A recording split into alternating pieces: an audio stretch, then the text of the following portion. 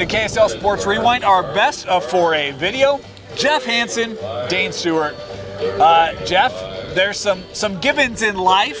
There's some givens in 4A. There's also some surprises in life and surprises in 4A. When you look at week 9, where do you want to start?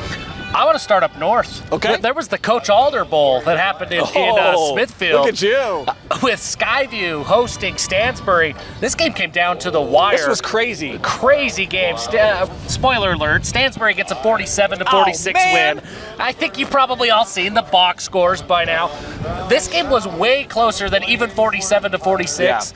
Yeah. It was all Stansbury to start. First, it was all offense. These quarterbacks, Brighton Rutzel goes 26 of 38 for 314, five passing touchdowns, and a rushing touchdown. So that's 5 plus 1, Dane. That's 6. Thank you. Jack Clark, 29 of 44 for 387, 3 passing touchdowns, and 3 rushing touchdowns. That's 6. So these quarterbacks, my gosh, 6 touchdowns apiece. We're going to go to the end of the third quarter. It's 40-21. All right, ball game's over, right? Skyview went bonkers in the fourth quarter. They score 4 touchdowns in the fourth quarter. And it comes down to PATs. Oh, Jeff, don't do this to me again. It's been that story. So many games across the state the last few weeks. Comes down to some missed PATs. That's the difference here. But Skyview was even closer than that. Skyview had a long pass to the, I'm checking it to make sure because I got confused. 6 seconds left. Lincoln Ballard got to the 10-yard line, but Skyview ran out of timeouts. They couldn't get the field goal team on in time to try that last-second field goal. So this game really came down to the final second. Ultimately, it's Stansbury. They get the win, but both of those teams were impressive. Both of those offenses were really good. Couple things about this one. First, you got to love the never say die attitude of Skyview. Absolutely. You talk about the comeback they put on. Here's, according to the box score, it was a 25-0 Bobcat run over the last 6:59. Yeah. That's good. Crazy. We had the biggest comeback in state history last week, coming back from 33-0. I don't know if anyone is, 25-0 in less than 7 minutes? That's pretty impressive. And you mentioned could have been 28. That's crazy.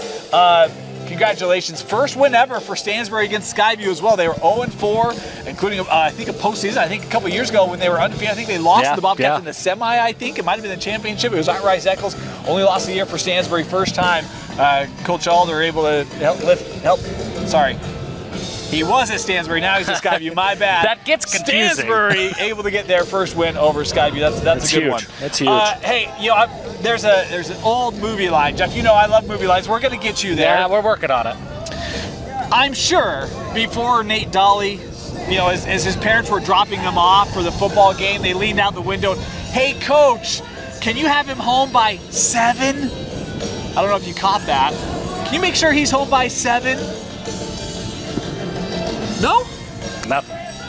Well, I got nothing. I'm just getting lost in the music while you talk about movies. The whole point of that was Nate Dolly had 7 passing touchdowns. There it is.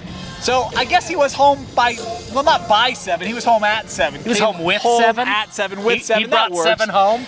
All Ridgeline, as Nate Dolly found that touchdown space 7 times, had 3 to Graham Livingston, a pair to Knighton. As my goodness, man, Ridgeline just continues to do what they've done all year. Points, 49-14 over Green Canyon. It's the same story as it was last year, that it felt like a foregone conclusion that Ridgeline would win state last year. They looked great. They were just running crazy through everybody they played, and then they didn't. So it's a very similar spot for the Riverhawks right now. Ahoy! Hey, Coach, can you make sure he's home by 7? We got it. There you go. We're going to get there. Look, that didn't go quite like I planned, but that's okay. I've seen most of the movies that haven't been released on VHS. I think that's the problem. Have you not seen What About Bob?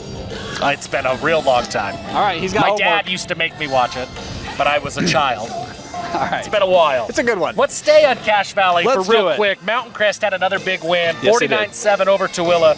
Braden Larson throws for 3 touchdowns, and he runs for a touchdown. Carter Eckbert has 2.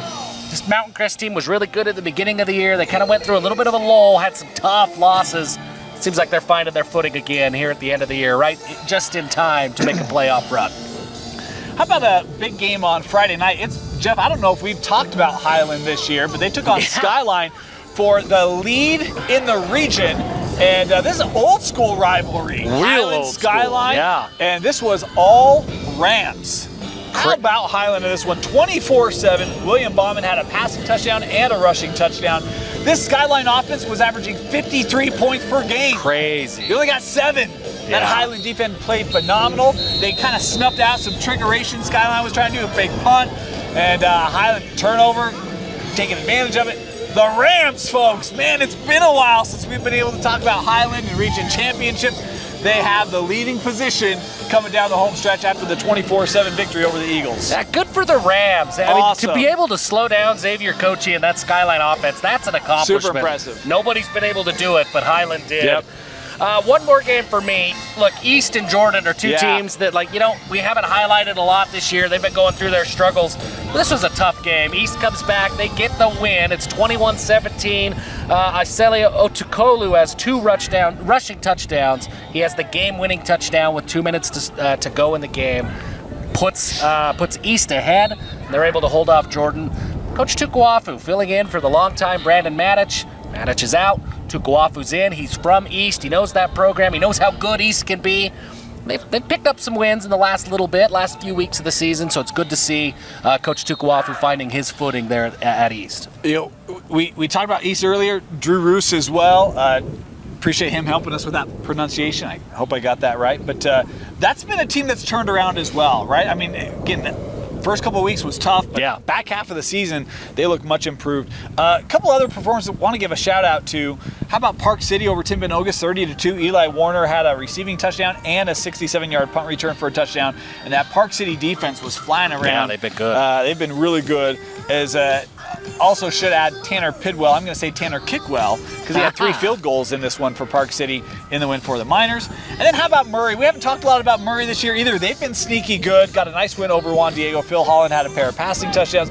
Cruz Gardner a pair of rushing touchdowns. Sparta, folks, another team that, again, we haven't talked a lot about, but they're there. They're there. They're doing good things. things. They can score points. Yeah, they can. That offense is good. 4A, we talk about Week 10 coming up. Jeff, a game that I've been looking forward to really probably since about Week 3 or 4, Pineview at Crimson. Yeah, I think that game is going to be the game of the week in 4A for me.